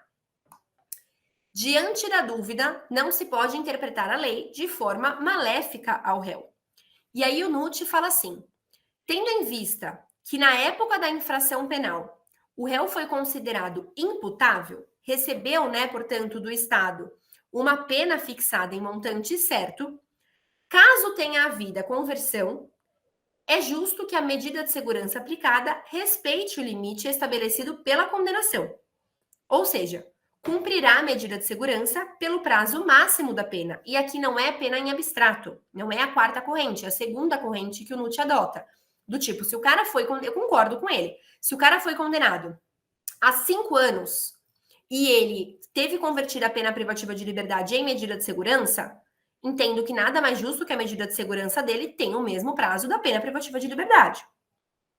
Terminado esse prazo, e se ele continuar doente, torna-se um caso de saúde pública, merecendo ser interditado, como aconteceria com qualquer pessoa que sofresse de enfermidade mental, mesmo sem praticar nenhuma conduta criminosa. É o caso do Champinha.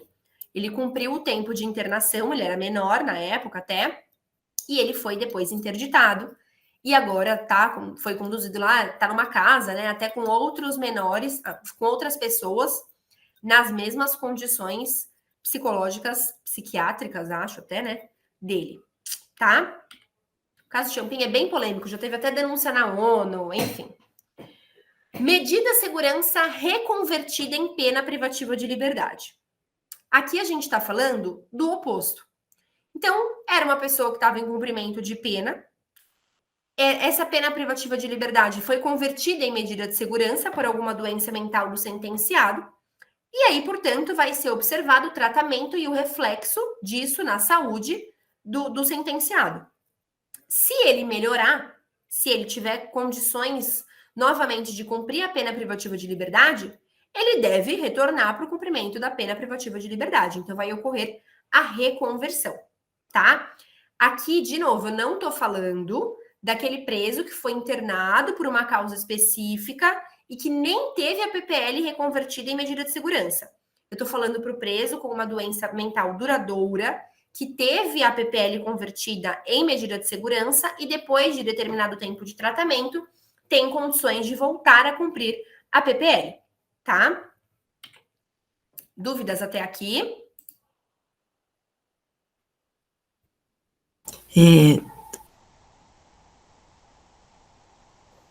Pode falar, Érica. Você tem dúvida?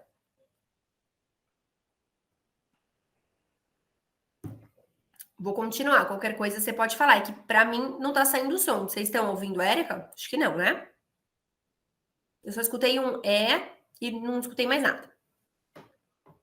Vou prosseguir. Qualquer coisa pode levantar, tá, Érica? A mão aqui ou abrir o microfone.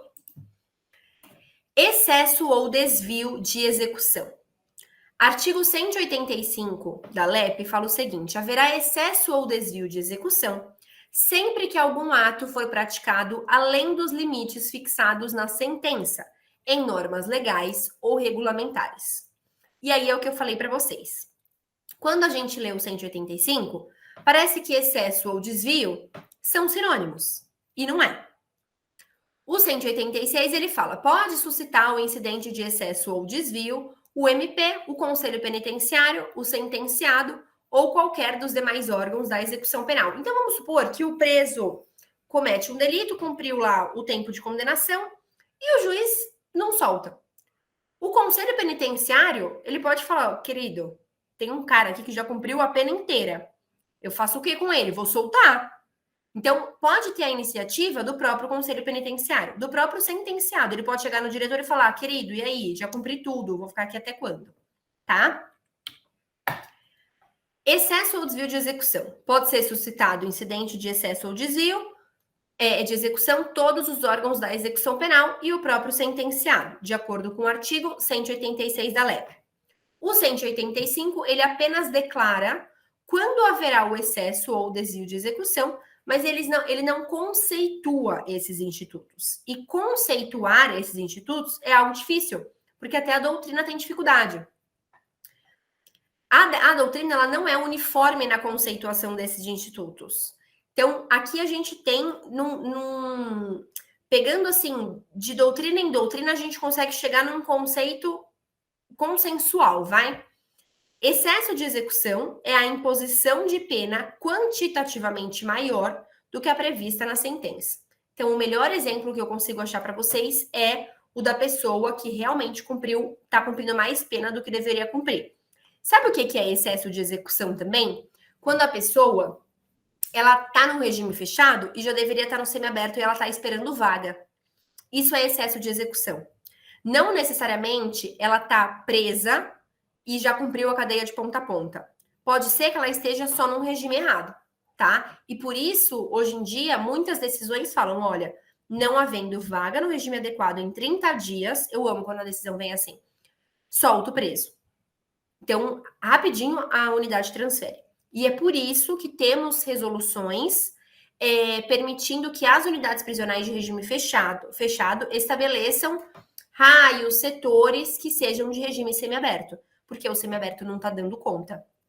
E se permanecer muito tempo esperando vaga, isso é excesso de execução, tá? Desvio de execução é o desvirtuamento qualitativo da execução, ou seja, a mudança ilegal do curso da execução. Ou seja, é você falar para o preso realizar determinadas atividades que não vão de encontro à ressocialização dele, tá? Por exemplo. Exemplos de excesso de execução, então. Sentenciado que foi condenado em regime inicial aberto, mas por falta de vaga cumpre pena em regime fechado. Na verdade, aqui seria inicial semiaberto. Erro no cálculo de pena, aumentando o lapso para a progressão de regime. Intimação do sentenciado para pagamento de multa penal acima do valor fixado na sentença. Sentenciado que recebe medida de segurança e por falta de vaga permanece em presídio. Sentenciado que já cumpriu integralmente a pena privativa de liberdade e permanece preso, tá? Alguns exemplos de excesso de execução. Exemplos de desvio de execução. falta de oitiva judicial do sentenciado na apuração da falta disciplinar. Então, é o descumprimento da lei de execução penal, por exemplo, de algum procedimento, né? Ausência de trabalho para o sentenciado que deseja trabalhar e remir pena. Gente, eu acho que 80% dos meus clientes sofrem com desvio de execução, porque assim, o que eles mais querem é trabalhar e estudar e não tem para onde correr. Imposição de condições ilegais ao cumprimento do regime aberto. Então, alguns exemplos aí de desvio de execução. Dúvidas até aqui? Já estamos finalizando. Deixa eu ver o chat. Tem dúvida. O período em que o apenado teve a pena convertida em medida de... Sim, Érica, cumprimento de pena. Ele está em cumprimento de pena, está cumprindo a medida de segurança dele, tá? Até porque ele vai estar internado num hospital... Ai, fugiu a palavra. No hospital psiquiátrico, vai? Ele vai estar, sim, em cumprimento de pena, tá? Anistia e indulto, então, para a gente finalizar. Vou repassar com vocês o que a gente já viu na nossa primeira aula. São institutos que constituem espécies de clemência, de indulgência estatal, em que, por razões políticas, o Estado renuncia ao direito de punir em determinados casos. Podem alcançar todas as espécies de infração penal, exceto as que estão vedadas pela Constituição Federal. Então, tortura, terrorismo, tráfico de drogas e os definidos como hediondos ou equiparados. A anistia, ela se refere a fatos passados, né, a fatos específicos passados, e depende de lei aprovada pelo Congresso Nacional. Ao passo que o indulto diz respeito a pessoas e não a fatos, e são concedidos por decreto presidencial. Então, nós temos aqui, sobre a anistia, ela vai excluir o crime, e aí a gente até fez na primeira aula uma diferença entre anistia e abolício criminis, né? Quando a gente fala de abolício criminis, nós estamos falando de aquele fato não é mais crime. E a anistia não é aquela conduta em si, mas sim um fato específico já ocorrido com determinadas pessoas. Futuramente, aquilo pode voltar a ser crime, não deste fato especificamente, tá? É concedida por lei, referindo-se a fatos e não a pessoas, e por isso atinge todos que tenham praticado determinada espécie de infração em certa data ou período. Trata-se, assim, de lei penal benéfica, que retroage para alcançar fatos passados. Considerando que a Constituição veda a retroatividade de leis prejudiciais aos acusados, uma vez que foi concedida a anistia, ela não pode ser revogada por lei posterior, porque não retroagiria para alcançar determinado fato, tá? A anistia ela pode ser concedida antes ou depois da sentença, apagando o crime e as demais consequências. Então, o sujeito ele permanece sendo primário, ele não vai ser considerado reincidente. Um exemplo que nós temos, o mesmo exemplo que eu dei na primeira aula, é a Lei 6.683 de 79, que é a lei da anistia decretada em 79, ainda durante a ditadura militar, que perdoou todos aqueles que haviam cometido crimes políticos no período, tá? Sobre o indulto, é o que a gente mais vê, né? Entre anistia, graça e indulto, o que a gente mais vê é o indulto. Também conhecido como indulto coletivo, se a gente estiver falando de indulto parcial, a gente está falando de comutação da pena, e comutação da pena não extingue a punibilidade. O também conhecido como indulto coletivo tem um viés mais abrangente, uma vez que, para ser concedido, o presidente da República delimita em decreto uma série de condições para conceder o indulto. Então, nós temos os requisitos subjetivos e objetivos, e esses requisitos dependem do decreto. Então, vocês vão ver que o decreto de 2023, ele é diferente do de 2017, enfim. Sempre normalmente é bem diferente um do outro, tá? Então, os subjetivos nós temos, por exemplo, a primariedade, o comportamento carcerário, os antecedentes. E os objetivos, normalmente, é o cumprimento de determinado quantum da pena e a exclusão de certos tipos de crimes, tá?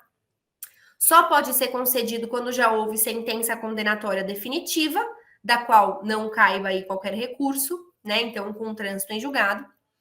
Vale destacar que o decreto emitido pelo presidente não emite efeito por si só, não é algo automático, como hoje em dia são as saídas temporárias, né? Que o juiz de execução só recebe a lista feita pela unidade prisional e homologa. Então, não emite efeito por si só, de modo que o indulto deve ser analisado pelo juiz da execução penal, que tem competência para decretar a extinta punibilidade do condenado. De novo, para quem não estava aqui, eu deixei lá mandei para a ESA alguns modelos de petição de indulto, bastante interessantes, tentei pegar incisos diferentes para vocês verem, mas é sempre o mesmo modelinho, é você encaixar, é como você encaixar a conduta no tipo penal, sabe? É você encaixar a situação do seu cliente no inciso ali, verificando, claro, os crimes impeditivos, que aí não caberia o indulto. Então, que tem competência para decretar a extinta punibilidade do condenado, sem preencher os requisitos, indulto parcial é a comutação da pena e não extingue a punibilidade. Dúvidas, pessoal? Estou deixando aqui mais uma vez o meu Instagram, finalizando mais um curso. Dessa vez eu tive o prazer de iniciar e finalizar o curso. No último dia sempre tem menos gatos pingados. No primeiro dia tinha quase 50 pessoas, hoje somos menos, só os corajosos. Então, agradeço mais uma vez a presença de vocês. Deixa eu verificar o chat. Acho que não temos mais dúvidas. Qualquer coisa, me sigam no Instagram, lá eu mostro a realidade, né, da prática da advocacia criminal, área que atuo exclusivamente. Emerson, pode perguntar. Professora, Sim. a data base para uma nova apuração de regime é quando atinge o lapso temporal ou na realização do exame criminológico? Que discussão é essa que a gente vai ter agora, hein, Emerson? Na verdade, depende do juiz de execução, e aí você vai entrar com agravo em execução, e aí você vai me prometer que vai chegar até o STJ, que é onde você tem maior chance de êxito. Qual que é a discussão aqui? Normalmente, o cálculo de pena... Vamos achar aqui um cálculo de pena? Que aí fica mais fácil de explicar. Eu coloquei aqui algum... De 1 minuto. Aqui. Quando a gente tem um cálculo de pena, ele já vem assim... Lapso para semiaberto, 27 de maio, e aqui para aberto, a data base vai ser a previsão de progressão de regime. Só que, às vezes, para ter direito ao semiaberto, o cliente precisa fazer o exame criminológico. E aí vem o abençoado promotor de justiça e fala, dá ideia, assim, para o juiz, uma ideia meio amaldiçoada, que, olha só, se ele fez o exame criminológico, a gente só teve a ideia... Só teve a certeza de que ele preenche os requisitos para fins de progressão depois da realização de exame criminológico. Então, a gente precisa considerar, para fins de progressão para o regime aberto, a data que ele preencheu o último requisito. E como que eu vou saber se ele já tinha preenchido antes? E aí, a grande discussão é que, quando você faz o exame criminológico, você está atestando algo que já existia. É como um atestado de óbito. O Gustavo Junqueira fala muito isso. É como um atestado de óbito. Não é porque você atestou o óbito 3 dias depois que a pessoa morreu 3 dias depois. Ela morreu na data que ela morreu. Você só atestou depois. Então, o exame criminológico, ele só está atestando algo que já existia. Ele já tinha o bom comportamento, já estava absorvendo a terapêutica penal, já estava se ressocializando, já fazia jus a progressão de regime anteriormente à realização desse exame. Você só está tendo certeza disso agora e problema é seu, entendeu? Ninguém mandou você não saber disso antes. Essa é a discussão. Mas ainda assim, o Tribunal de Justiça é bem irredutível com isso, o de São Paulo é bem irredutível, e ele fala que sim, é a data do último requisito preenchido e, portanto, para fins de progressão vai ser, se fez exame criminológico, vai ser a do exame criminológico. E aí, no STJ, você já encontra alguns julgados flexibilizando isso. Só que, às vezes, para você chegar no STJ, já tá a data lá de exame criminológico e o cara já tá no lapso de novo, entendeu? Então, é uma discussão bastante grande, assim. E acho que os advogados precisam continuar tendo essa discussão, porque, querendo ou não, gente, eu sempre falo para os alunos o seguinte, o não a gente já tem. Qualquer ideia que a gente tiver de pedido... Ah, mas eu não tô achando jurisprudência. A sua pode ser a primeira. Olha como você é especial. Então, assim, faça os pedidos que vocês acharem pertinentes. Fundamente esse pedido bem. Façam analogias. A riqueza da advocacia tá nisso. Eu acho que a gente só aceitar não. Ai, tese batida. A gente consegue súmula no STJ dessa forma. Com tanto não, e a gente tentando, advogado em cima, que o STJ fala, cara, peraí, vamos parar para analisar esse negócio. E aí vão tendo decisões diferentes, e surge uma súmula num entendimento contrário ao que o legislador colocou. Então, acho que é uma discussão bem boa, por isso que eu falo, exame criminológico é um negócio que babaria até para falar. E que a gente precisa continuar pedindo a manutenção da data da previsão de progressão de regime. Respondi? Obrigado. Imagina. E é isso, pessoal. Vou voltar lá. Então, no Instagram eu mostro exatamente isso, essas indignações, esses pedidos, êxitos, não êxitos, né? Porque a gente perde muito também. Espero que vocês tenham gostado do curso. Quaisquer dúvidas que vocês tenham, estou à disposição. Podem me chamar lá que a gente vai conversando, trocando ideias. E é isso, espero que tenha Execução Penal 3. Porque não sei se todos estavam lá, mas nós já tivemos um curso de execução penal pela ESA. Esse é o segundo. Então, peçam bastante para a ESA para a gente ter um terceiro, porque a execução penal é muito gostoso. A gente não aprende na faculdade, a gente atua muito, porque quando você tem um cliente preso, uma cela inteira daqui a pouco é sua. Porque você faz um trabalho, o outro te chama, o outro te chama, o outro te chama. E se a gente não souber a execução da pena, como que a gente vai atuar, né? Eu acho que execução da pena é muito importante, porque nós estamos lidando com um dos maiores direitos daquela pessoa que está presa, né? Mas é isso, pessoal. Muito obrigada. Vou finalizar, vou liberar vocês mais cedo hoje. Brigadão. Obrigada, gente. Obrigada mesmo, viu? Vou finalizar aqui e aguardo vocês num próximo curso, tá bom? Tchau, tchau.